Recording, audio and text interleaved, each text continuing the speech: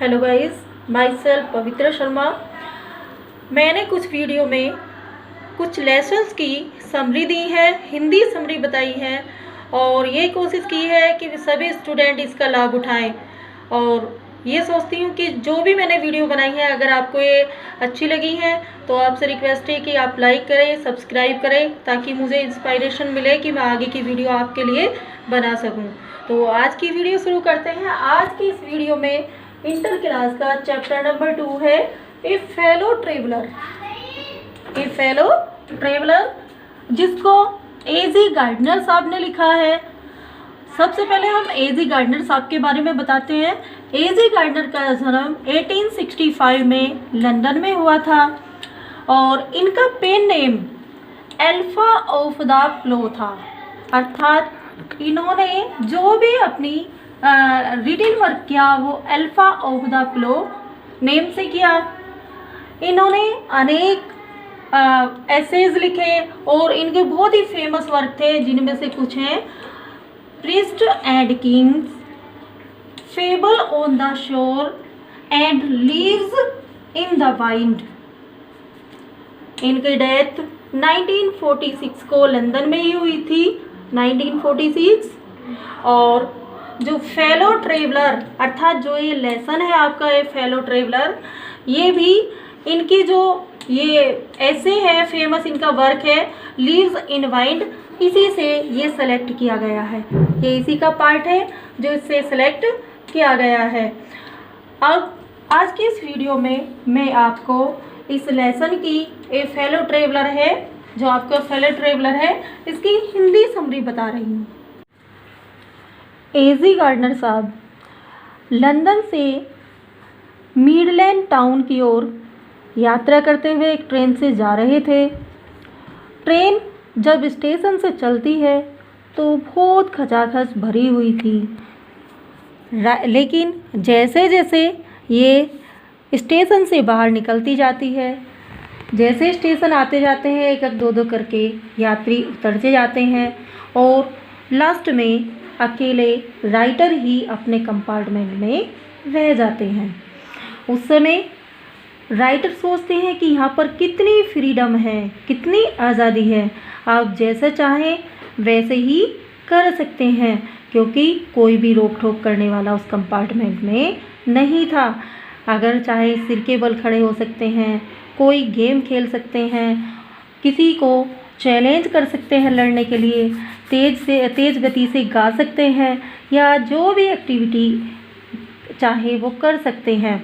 Window को खोल सकते हैं, बंद कर सकते हैं, या कोई फेस्टिवल सेलिब्रेट कर सकते हैं। लेकिन राइटर ने कोई भी ऐसा कार्य नहीं किया। वो केवल एक दो बार कभी विंडो को खोलते थे, कभी बंद करते थे और लास्ट में आकर एक कोने में बैठ जाते हैं और अपना न्यूज़पेपर लेकर उसको पढ़ने लगते हैं। उनके मन में कोई भी ऐसा विचार नहीं आ रहा था, लेकिन उसी समय उन्हें आभास होता है कि उस डिब्बे में कोई और भी यात्रा कर रहा है, क्योंकि जब वो पेपर पढ़ रहे थे एक मच्छर आकर उनकी नाक पर बैठ जाता है। वे मच्छर को उड़ा देते हैं। मच्छर कंपार्टमेंट का एक चक्कर लगाता है और वापस आकर राइटर की गर्दन पर बैठ जाता है। राइटर फिर उसको उड़ाता है, लेकिन मच्छर उछलकर उड़कर कंपार्टमेंट का एक दूर तक चक्कर लगाता है और बड़ी निडरता से आकर वापस राइटर के हाथ के बैक साइड में बैठ जाता है। अब राइटर को बहुत गुस्सा आता है और वो कहता है, इट इज़ इनफ, यह पर्याप्त है। मैग्नेमिटी इट्स हैज़ लिमिट, अरे उदारता की भी हद होती है। मैंने तुम्हें 2 बार वार्निंग दी है कि मैं कोई ऐसा वैसा व्यक्ति नहीं हूँ, मैं एक विशेष व्यक्ति हूँ और तुम बार बार आकर मुझे परेशान कर रहे हो। अब उन्हें गुस्सा आता है और कहते हैं कि ठीक है, अब यही न्याय की डिमांड है कि मैं तुम्हें I assume the black cap, कि अब जो मैं ब्लैक कैप धारण करता हूँ, and I condemn you to death, justice demand it, कि मैं तुम्हें ब्लैक कैप देता हूँ। इसका मतलब है कि मैं तुम्हें मृत्युदंड देता हूँ। उस समय जब किसी को मृत्युदंड देते थे तो उसे पहले ब्लैक कैप डाली जाती थी, उसके मुंह पर ब्लैक कपड़ा डालते थे। तो वे मच्छर से कहते हैं कि अब मैं तुझे क्या करता हूँ, ब्लैक कैप देता हूँ, तो अर्थात मृत्युदंड की सज़ा सुनाता हूँ, क्योंकि तुम्हारे खिलाफ अनेक केसेस हैं। केसेस गिनवाते हैं राइटर, जैसे तुम बिना टिकट के यात्रा कर रहे हो, तुम्हारे पास कोई अपना मीट कूपन अर्थात राशन कार्ड नहीं है, तुम राइटर जैसे एक प्रतिष्ठित व्यक्ति को परेशान कर रहे हो, और बिना टिकट के यात्रा के अलावा तुम पर अनेक भी केसेस हैं। अब राइटर उस पर आक्रमण करते हैं और एक मैटाडोर की तरह उस पर अटैक करते हैं अपने पेपर के साथ में। लेकिन मच्छर भी बहुत तेज था और एक चालाक बिल्ली की तरह वो हर एक वार से अपने आप को बचा लेता है। काफ़ी देर तक संघर्ष होने के बाद जब राइटर उसको मच्छर को अर्थात मार नहीं पाते, तो वे अपनी प्रेस्टीज वापस पाने के लिए एक कोने पर आकर बैठ जाते हैं और अपने मन में थोड़ी उदार भावनाएं लाते हैं। कहते हैं कि उदारता मनुष्य का सबसे बड़ा गुण है। फिर कहते हैं, अरे मच्छर, मैं तुम्हें नहीं मारूंगा, क्योंकि मुझ में मानवता जागृत हो रही है और मैं जानता हूँ कि क्षमा करना सबसे बड़ा गुण होता है।